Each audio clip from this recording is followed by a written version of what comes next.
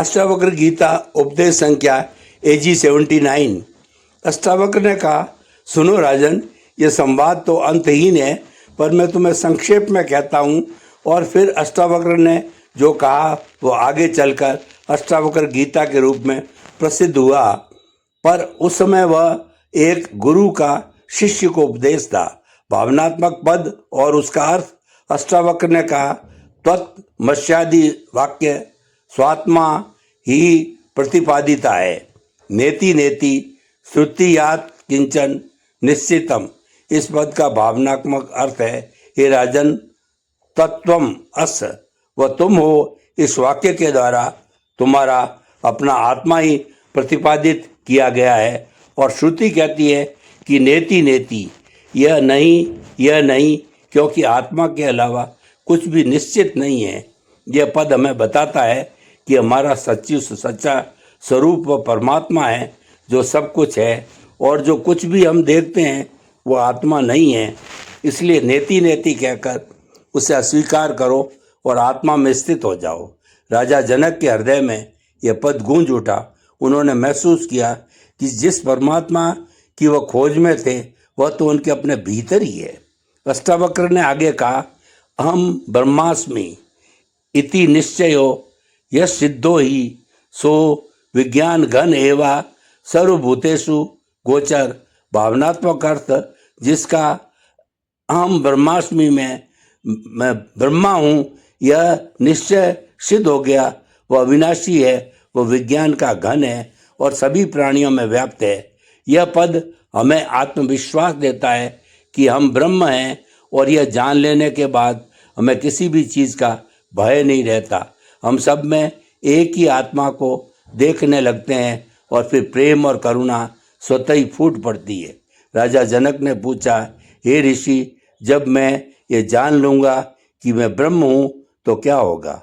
अष्टावक्र बोले, तब तुम्हारा सारा दुख मिट जाएगा, तुम्हारा सारा भ्रम दूर हो जाएगा, तुम शांति को प्राप्त हो जाओगे जो सभी दुखों से बढ़कर है। और तब उन्हें पता चलेगा कि यह ब्रह्मांड तुम्हारा ही विस्तार है और तुम ही उसके निर्माता हो और तुम ही उसका नाश करने वाले हो। पर वास्तव में ना तो कोई निर्माण है न नाश, सब कुछ तुम ही हो। यह सुनकर राजा जनक की आंखों से आंसू बहने लगे। ये आंसू आनंद के थे, मुक्ति के थे। उन्होंने अष्टावक्र के चरणों में सिर रख दिया और कहा, हे गुरु, आपने मुझे ज्ञान देकर मेरा जीवन धन्य कर दिया। मैं अब समझ गया हूँ, मैं वही हूँ। अष्टावक्र ने उठाया और कहा, राजन, अब तुम स्वतंत्र हो जाओ और राज्य करो। पर ज्ञानी बनकर राजा जनक ने अष्टावक्र के उपदेश को हृदय में धारण किया। उनका जीवन बदल गया। वह पहले जैसे राजा नहीं रहे, वो एक ज्ञानी राजा बन गए। उन्होंने अपना राज्य ज्ञान और न्याय से चलाया और सभी प्रजा को सुख दिया। पर अब उनके लिए राज्य एक लीला थी, एक खेल था। वो आत्मा में स्थिर रहते थे और बाहरी कर्मों में लिप्त नहीं होते थे।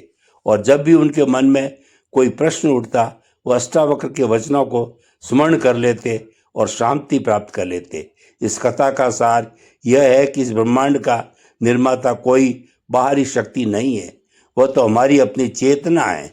जब हम स्वयं को जान लेते हैं तो सब कुछ जान जाते हैं। हमारी खोज बाहर नहीं, भीतर है। और ये खोज कोई कठिन नहीं, बस अपने भ्रम को छोड़ने की आवश्यकता है। अष्टावक्र और राजा जनक का यह संवाद हमें सिखाता है कि हम शुद्ध चेतना है और सारा ब्रह्मांड हमारे अंदर ही है। हमें किसी से डरने की आवश्यकता नहीं, किसी के सामने झुकने की आवश्यकता नहीं। बस अपने सच्चे स्वरूप को पहचानो और सब कुछ तुम्हारा हो जाएगा। इसे अपने जीवन में उतारो और स्वयं को जानो। राजा जनक की आत्मखोज की गहराई। राजा जनक अष्टावक्र के वचनों को सुनकर मौन हो गए। उनके मन में एक शांति फैल रही थी, पर अभी भी कुछ प्रश्न थे जो उन्हें विचलित कर रहे थे। उन्होंने फिर से प्रणाम किया और बोले, हे गुरुदेव, आपका उपदेश मेरे हृदय में उतर गया है, पर फिर भी मेरा मन पूछता है कि यदि मैं वही ब्रह्म हूँ तो मुझे इस शरीर में, इस संसार में क्यों रहना पड़ता है? मुझे भूख, प्यास, सर्दी, गर्मी, सुख दुख का अनुभव क्यों होता है? क्या यह सब माया नहीं है? अष्टावक्र ने कोमल दृष्टि से देखा और कहा, राजन, तुमने ठीक पहचाना, ये सब माया है। पर माया क्या है? माया वह जादू है जो ब्रह्म को ब्रह्म नहीं दिखने देती। जैसे रस्सी में सांप का भ्रम हो जाता है, वैसे ही आत्मा में शरीर और संसार का भ्रम हो जाता है। पर जब ज्ञान का प्रकाश होता है तो भ्रम मिट जाता है। तब पता चलता है कि रस्सी ही रस्सी है, सांप कहीं था ही नहीं। वैसे ही तुम आत्मा हो, शरीर और संसार तुम्हारा वास्तविक स्वरूप नहीं है। राजा जनक ने कहा, पर यह भ्रम इतना सशक्त क्यों है, इतना सत्य क्यों प्रतीत होता है? अष्टावक्र बोले, क्योंकि तुमने इसे सत्य मान लिया है। तुमने अपना तादात्म्य शरीर और मन से जोड़ लिया है। जब तुम कहते हो मैं राजा हूँ, मैं सुखी हूँ, मैं दुखी हूँ, तो तुम इसी भ्रम में डूब जाते हो। पर जब तुम जान जाते हो कि तुम शुद्ध चेतना हो, तो ये सब तुमसे अलग हो जाता है।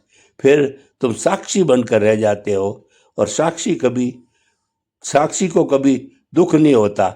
साक्षी तो बस देखता है। यह सुनकर राजा जनक के मन में एक नया प्रकाश फूटा। उन्होंने पूछा, तो क्या मुझे शरीर और संसार से विरक्त हो जाना चाहिए? क्या मुझे त्यागी बन जाना चाहिए? अष्टावक्र हंसे, नहीं राजन, विरक्ति बाहरी नहीं भीतरी होती है। तुम्हारा मन जब बाहरी वस्तुओं से लिपटता है तब बंधन होता है। जब मन उनसे अलग हो जाता है तब मुक्ति हो जाती है। तुम राज्य करो, सुख भोगो, पर मन में आसक्ति मत रखो। जैसे कमल का पत्ता पानी में रहता है पर पानी से लिप्त नहीं होता, वैसे ही तुम इस संसार में रहो पर इससे लिप्त मत हो। यही वास्तविक त्याग है।